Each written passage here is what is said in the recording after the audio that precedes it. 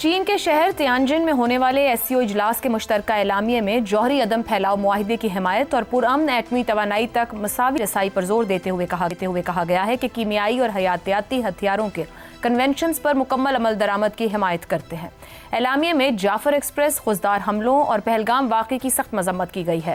مشترکہ اعلامیے کے مطابق تنظیم نے عالمی تجارتی نظام کی مضبوطی اور یک طرفہ اقتصادی پابندیوں کی مخالفت کرتے ہوئے ڈیجیٹل اکانومی اور ای کامرس تعاون بڑھانے پر اتفاق کیا ہے، جبکہ SCO ڈیولپمنٹ بینک کے قیام کا بھی فیصلہ کیا گیا ہے۔ اجلاس میں دہشت گردی، علیحدگی پسندی اور انتہا پسندی کے خلاف مشترکہ جدوجہد پر اتفاق کیا گیا ہے۔ اعلامیے میں کہا گیا ہے کہ رکن ممالک اپنے عزم کی دوبارہ تصدیق کرتے ہیں کہ وہ زیادہ نمائندہ، زیادہ جمہوری اور منصفانہ اور قصیر القطبی عالمی نظام کے قیام کے پابند ہیں، جو بین الاقوامی قانون کے عالمی سطح پر تسلیم شدہ اصولوں پر مبنی ہو، جس میں اقوام متحدہ کے چارٹر میں درج اصول بھی شامل ہیں۔ SCO کے اعلامیوں کو دیکھ کر یہ سوال اٹھنا واجب ہے کہ کیا واقعی دنیا کثیر القطبی عالمی نظام کی طرف جانے کے لیے تیار ہو چکی ہے؟ دنیا کے بدلتے ہوئے جیو پولیٹیکل حالات میں یہ بات واضح طور پر نظر آ رہی ہے کہ دنیا میں اب یک قطبی نظام کی گنجائش نہیں۔ پہلے ہی SCO اور برکس ممالک مل کر عالمی پیداوار کا 35% حصہ رکھتے ہیں، جو اسی پیداوار کے 27% حصے سے 8% زیادہ ہے جو G7 ممالک کے پاس ہے۔ آبادی کے لحاظ سے امریکہ دنیا کی آبادی کا 4.5% نمائندگی کرتا ہے، جبکہ چین، روس اور بھارت مل کر قریباً 40% دنیا کی آبادی پر مشتمل ہے۔ جو جیو پولیٹیکل رجحان SCO اور برکس کے رکن ممالک شروع کر سکتے ہیں، وہ قریباً وہی جیو پولیٹیکل رجحان ہے جو امریکہ کو دوسری جنگ عظیم کے بعد ملا۔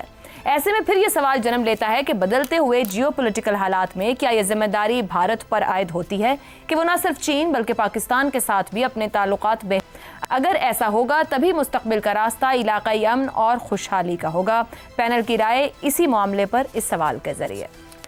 برکس اور شنگھائی تعاون تنظیم کی بڑھتی طاقت، SCO کا مشترکہ اعلامیہ، کثیر القطبی نظام پر زور، کیا دنیا تیار ہو چکی ہے زیغم صاحب یا صرف بیانیے کی حد تک محدود ہے؟ دنیا تیار ہو رہی ہے اور دنیا بدل رہی ہے۔ دیکھیے، جیسے آپ نے بتایا 1945 میں دوسری جنگ عظیم کے ختم کے بعد طاقت کے 2 مینار ابھر کر سامنے آئے تھے۔ ایک سوویت یونین تھا جس میں سے روس نکلا، روس اور بہت سے ممالک اس میں شامل تھے، اور دوسرا امریکہ تھا۔ پھر 1991 کے بعد انسانی تاریخ کا ایک عجیب دور شروع ہوا جس میں ایک ملک امریکہ ہائپر پاور تھا۔ امریکہ کے پاس ایسی طاقت تھی جو پوری انسانی تاریخ میں کسی ملک کے پاس بھی نہیں رہی، ان چیلنجڈ۔ چین اور روس بھی امریکہ کی بات ماننے پر مجبور تھے، اس کے خلاف ووٹ نہیں کرتے تھے۔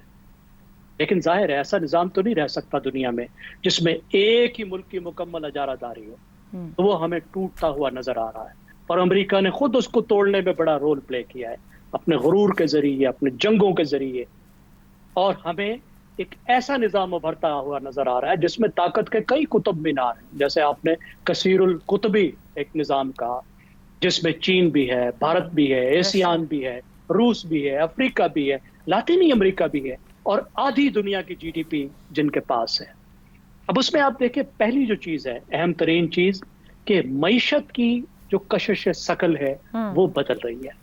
سب سے بنیاد، اب معیشت ایشیا کی طرف ٹرانسفر ہو رہی ہے، ان ممالک کی طرف ٹرانسفر ہو رہی ہے، امریکہ سے اور یورپ سے ہٹ رہی ہے، اور متبادل ادارے بین الاقوامی گورننس کے وجود میں آ رہے ہیں، جس کے حوالے سے SCO اس میں سے ایک ہے، برکس اس میں دوسرا ہے، اور اس کے علاوہ آپ دیکھیے کہ نئے بینک بن رہے ہیں، AIB ہے، اس کے علاوہ برکس کا ایک بینک ہے، پھر وہ کہہ رہے ہیں کہ SCO کا بھی ایک بینک بنائیں گے، یعنی ایسے معاشی ادارے ابھر رہے ہیں جو IMF، ورلڈ بینک، G7 اس کی جگہ لینے کے لیے تیار ہیں، اور دنیا بھر کے ممالک اس میں پاکستان بھی شامل ہے اپنی اسٹریٹجک اٹانومی کا اظہار کر رہے ہیں کہ ہمیں ضرورت نہیں ہے کہ ہم کسی ایک کے پیچھے جائیں۔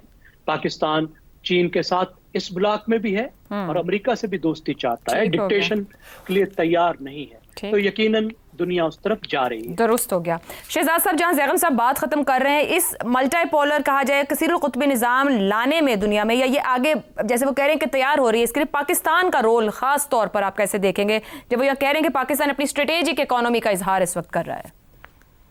یہ کہ ہم لوگ کثیر القطبی دنیا بن جاتی ہے مثال کے طور پہ، تو پاکستان کون سا قطب ہے اس کثیر القطبی دنیا کے اندر؟ کہیں نظر آتا ہے آپ کو پاکستان سر یونیپولر میں بھی اگر کہا جائے پاکستان نہیں تھا، ایک یا دو پاورز تھی، مگر پاکستان کی اپنی امپورٹنس تو ہمیشہ رہی ہے، چاہے اسٹریٹجیکلی یا جغرافیکلی دیکھا جائے. تو بیگانی شادی میں عبداللہ دیوانہ کیوں ہو رہا ہے؟ اتنے بھی سر ہم بیگانے نہیں، ہمارے بغیر کہاں طاقتوں کے فیصلے ہوتے. سب سے پہلے اپنے آپ کو اس قابل کیجئے کہ آپ ایک قطب ہو یا کثیر القطب ہو، آپ اس میں کہیں نہ کہیں کسی جگہ پہچانے جائیں. سب سے پہلی بات تو یہ. دوسری بات، یہ جو ایس سی او ہے، میں ڈیولز ایڈوکیٹ پلے کر رہا ہوں، یہ جو ایس سی او ہے یہ 2001 سے بنا ہوا ہے. مجھے ابھی تک پچھلے 25 سال ہو گئے کوئی ایک ایسی کوئی چیز بتا دے جو انہوں نے ابھی تک، جو کہ اسٹرکچرل یا کسی طریقے سے کوئی ایک جسے کہتے ہیں سبسٹینٹیو دنیا کے نظام کے اندر کبھی تک متعارف کرائی ہو، سوائے اس کے کہ یہ ملاقات ہر سال ہوتی ہے، اس کے بعد اس قسم کا اعلامیہ نکلتے ہیں اور اس کے بعد ہم دیکھتے ہیں کہ اچھا اب اگلے سال دیکھیں گے کہ کیا ہوتا ہے. تو میرا خیال ہے کہ دیکھیے بات یہ ہے کہ اس اعلامیہ کے اندر 2-3 چیزیں بڑی اہم ہیں جو ہم بھول جاتے ہیں اس شوق میں، اس سیلیبریشن میں کہ کثیر القطبی دنیا بنتی جا رہی ہے. بھائی کس نے کدھر لے کے جانی ہے؟ تم ادھر ہی ہو جہاں کے ہو، جو آپ بیٹھے ہو ادھر ہی ہو، وہ تمہاری حالت نہیں بدلے گی. انہوں نے لکھا ہے اعلامیہ کے اندر، انہوں نے کہا ہے کہ جہاں جہاں جس کے حالات ہیں کوشش کریں گے کہ ان کے حالات وہیں بیٹھے بیٹھے اسی جگہ پہ. یہ نہ سمجھو کہ چین اور روس کے ساتھ اگر بیٹھ رہے ہو تو تمہارے تعلقات بھی ان کے ساتھ ویسے بن جائیں گے. تمہیں اپنی جگہ کے اوپر آہستہ آہستہ آپ کی امپرومنٹ ہوگی. 2-3 چیزیں انہوں نے آئیڈینٹیفائی کی. پہلی بات یہ کہ انہوں نے کہا دوسری جنگ عظیم کے بعد عظیم کامیابی، تو کس کی عظیم کامیابی تھی؟ ایلائز کی. ہاں بے شک روس اس کا حصہ تھا، یو ایس ایس آر اس کا حصہ تھا، لیکن کس کی بنیاد پہ؟ امریکہ کی بنیاد پہ وہ نظام قائم ہوا جس کو اس نے کہا کہ جو دوسری جنگ عظیم کے بعد ایک ایسا نظام، مالیاتی نظام کیا گیا جس نے آج تک دنیا میں سٹیبلٹی رکھی.